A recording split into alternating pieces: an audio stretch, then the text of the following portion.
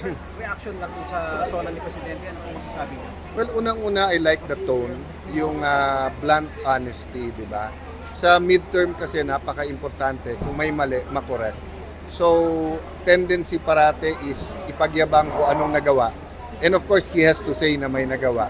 But yung umpisa pa lang na sinabi niyang sa eleksyon, kasi kulang, and then tinulay niya sa tatlo, na ako'y nagpapasalamat naman sa media, sa mga aktivista sa media, sa social media. Kasi kung hindi talaga binanatan yung budget before, etong flood control projects at saka yung 2 years na skandalo sa PhilHealth, hindi ito mapapansin, hindi ito bibigyan ng aksyon, di ba? So in terms of direction, in terms of honesty, the tone, sabi ko nga yung premise maganda. Now, what has to be done is yung follow-up o yung action, di ba? So dapat pag pumunta ng ospital yung mga kababayan natin, zero billing talaga. Dapat ma-publish talaga yung mga projects na yan, head should roll. Kasi katulad ng bridge na binanggit niya at bumaksak, so far walang head na nag-roll doon, di ba? Oo. But napakita naman sa kanyang speech today that he's listening. Now, yung translation into action, yun ang hintayin natin. Mainly sa flood control, sabi niya kailangan may managot din yung accountability din nabanggit niya. Yung binabanggit ko nga na sa tagal ko sa Congress, sa more than 2 dozen zonas, parating pinagyayabang sa midterm yung bumabaha ng projects. This is the first time na dahil sa project bumaha. 'Di ba? Usually ang sasabihin sa midterm, eto na nagawa, yan na nagawa, ganito kadaming kalye, etc. So although nabanggit ng konti yon, sinabi talaga na ghost o palpak na project sa flood controls. And this is hundreds of billions. Baka in one term umabot ng trillion yan, di ba? So the premise, we all agree. The words, we all agree.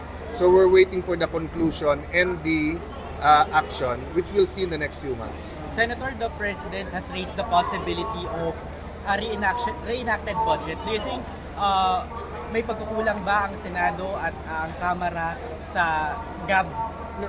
Obviously, sa skandalo sa budget last year, obviously we could have done better.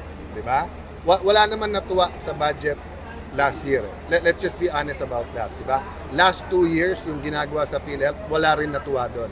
Wala rin natutuwa sa anti-flood projects. Di ba? So that's why nga yung ingay sa media nagbunga. So ang tingin ko yung threat niya na reenacted na lang is part of our culture na if you don't show people I'm serious, hindi nagbabago. So kumbaga nagbigay na siya ng red line. So ngayon ang tanong na lang is what is considered aligned?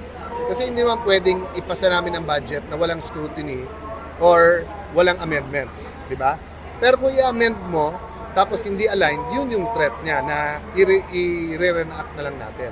So ang magiging susi dyan, ano ang definition ng aligned? So pag nag-amend, ano yung katanggap-tanggap na win-win sa ating bansa?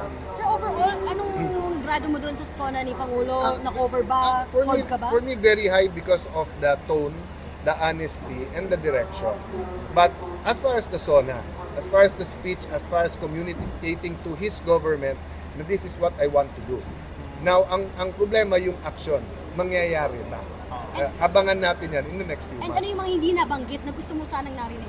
Well, marami pero within an hour and a half, totoo naman hindi mo mababanggit lahat no? I mean, if there's 2 in my wish list, it's yung threat niya na hahabulin ko kayo is not only sa flood control but in any kind of corruption, di ba? Pangalawa, yung pagsingil sa US na we're doing everything as their ally pero bakit ganun pa rin ang tariff and bakit yung mga may green card sa US nahaharas pa rin, di ba? But having said that, ang daming issues di ba? Sa migrant workers, may issues sa tubig, sa kuryente. So hindi mo mababanggit lahat, but at least yung tone. And then what I like best is that he's showing us that he reads the newspapers, he listens sa radio, nanonood ng TV, tumitingin sa social media at a-actionan niya. Senator, yung impeachment kasi sinabi ng Supreme Court na unconstitutional. Ano po ang hakbang ng mga senador? Nakapag-usap na po ba kayo lahat? Well, may caucus tomorrow, no? But number 1, klaro naman yung sinabi ng Supreme Court. Number 2, you can hold the Vice President accountable. Pwede ka mag-file ulit sa February. Open din yung ibang mga avenue. Number 3, hindi naman siya presidente. Wala naman siya sa kabinete ngayon eh, di ba? Kasi yung sasabihin mong 4 months pa yan, 6 months, 7 months pa yan. Kung ikaw ay official ngayon at ganyang allegation sa'yo, di papasok dyan yung agad-agad kailangang mangyari. But the reality is, she's a sitting vice president, but she's not a cabinet member nor is she president now. So yung maayos na impeachment is better than pipilitin natin na sinabi na ng Supreme Court, eto yung tamang procedure.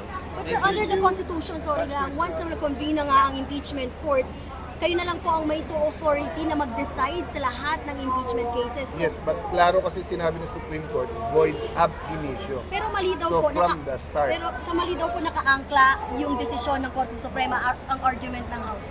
Well, that's why they're the Supreme Court. Kasi may hangganan yung magde-decide eh. We can argue to death to ano tama't mali sa konstitusyon. So, meron naman silang motion for reconsideration. So, that's an option to wait for that, di ba? But if you don't have a motion for reconsideration or if the court upholds it pa rin, you have to follow the decision as far as the procedure. We've always done that. I mean, sa Francisco case, yung 1-year filing, sinunod natin eh.